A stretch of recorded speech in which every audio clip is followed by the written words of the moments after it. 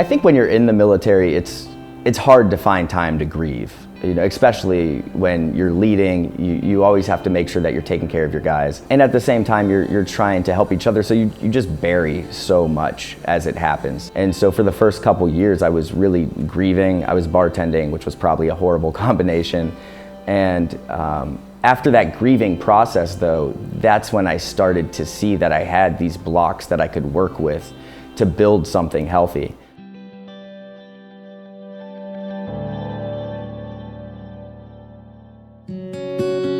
My name's Jaymes Poling. I'm from Warren, Ohio. I joined the Army when I was 17 and spent a little over 8 years in the 82nd Airborne Division. I did 3 years in Afghanistan with them as an infantry guy. When I got back, I moved to Cleveland, Ohio, and had kind of a rough time reacclimating. And it took me a while to really kind of find that, that healthy path forward. But once I did, I was able to quickly recognize that the lessons in the military were helping me accomplish these in the civilian world. And so now I run a nonprofit, and we try to share the idea of post-traumatic growth and the idea of, if as a society we agree that there's growth opportunity in adversity, then there should be growth opportunity in addressing mental health. If we're going to continue to be the type of individuals we want to be for the individuals we care about, you know, we have to make sure that we're continuing to evolve to fit that situation. And so that's why today I'm getting the Roman god of transition, who's also the god of war and peace, tattooed on my left arm. When I was given the opportunity to come to New York and get a tattoo here at Inked, you know, my first thought was that I had not planned on getting another tattoo. I haven't had a tattoo in like 10 years. But then my second thought was like, that's cool as f***, and I need to go do that. My name's Nick Maddock. I'm a tattoo artist in New York City, and I'm working on James's piece today. So he asked me to design something based off of the Greek god Janus. He wanted the clean-shaven side looking towards almost the destruction of war, kind of representing the side of him as a soldier.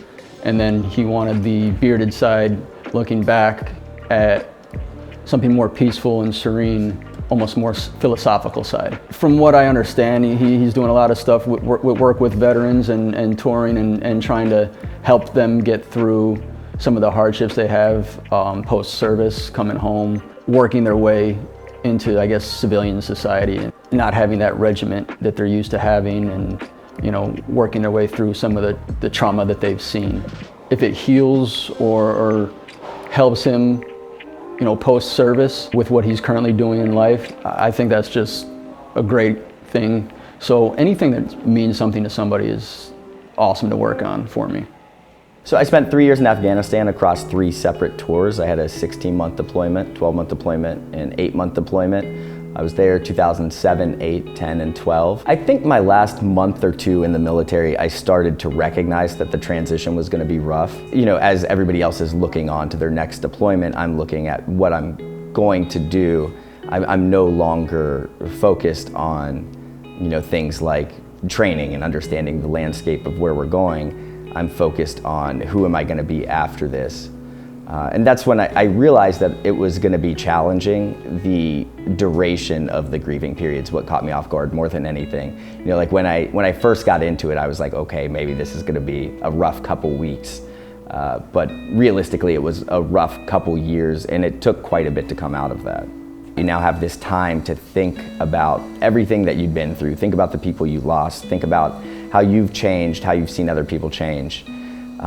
And really for me, when I first got out, it was the first time I let myself grieve. When I first started working to put things back together, one of the first things I did was go to school. I signed up for a couple classes, and one of my first classes was an English class. The first assignment was a memoir. And so after talking to the teacher and making sure that she wasn't gonna like report me to anyone if I was honest in this memoir, I really tried to sit down and be honest about, you know, where I was, how I felt about things. And when I'd shared it with her, she asked if she could then share it with the veterans group on campus. Then that turned to them asking me to speak for Veterans Day, and then I started getting asked to speak for Memorial Day and then sit on panels. And it kind of grew organically to the point that an individual named Dominic Farinacci, he was doing a music video, he was doing a Tom Waits cover, and he wanted to know what the returning experience was like for soldiers. And so I sat down with him and just asked him not to continue to drive only the post-traumatic stress awareness message, because so often we see, you know, the images of vets in the bathroom with a gun to their head. And it did serve a purpose, and I think it continues to serve a purpose in terms of building awareness. But I think one of the unintended side effects of that is that it can then feel prescriptive. So I know when I got out and I was looking around for individuals with similar experiences to try and find my own path forward, I found a lot of that. And I wasn't finding the individuals that were getting out and finding success. Although I know they're there, I know where they are now, I know how to find them now.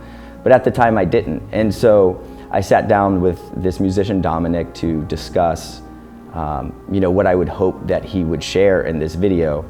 That day he provided me final edit on the video.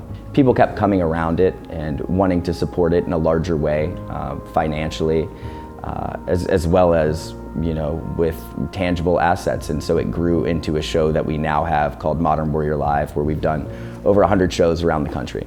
The way we see vets returning from war portrayed in the media generally falls into 3 buckets. I think we see them portrayed as heroes, and I think that's the easiest one for most of us to look at ourselves and say, okay, we're not that.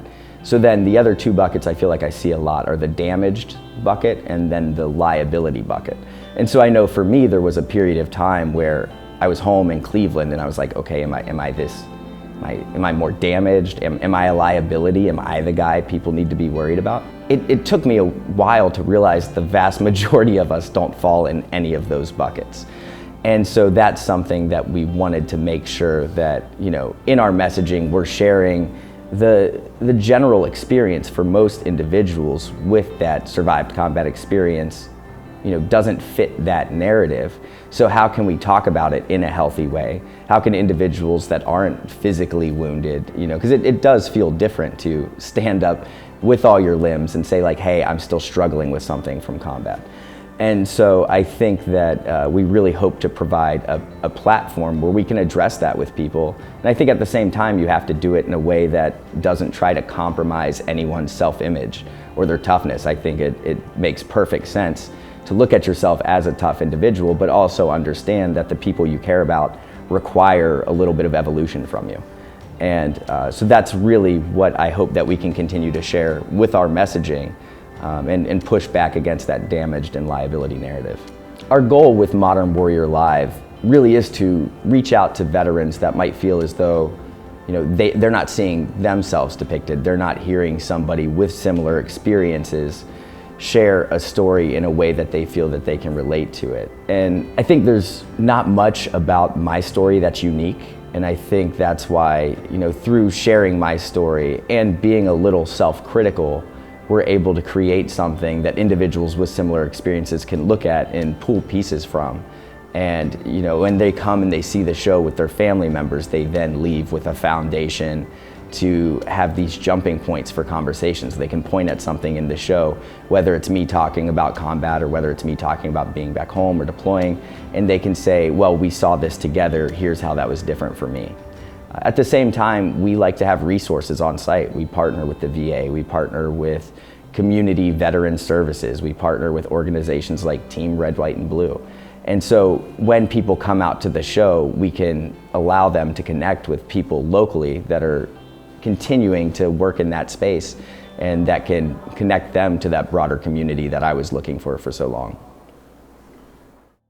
I mean, anytime somebody sees the finished piece and they get really excited about it, especially if it's just the start of something larger, I actually really enjoy doing the piece. I think of all the Greek statues that I've done so far in my career, I think that might be the second Janus piece I've ever done. And it's a nice change of pace from a lot of the other Greek gods and goddesses that people usually ask for. So it's always a good time when I get to do something a little bit different.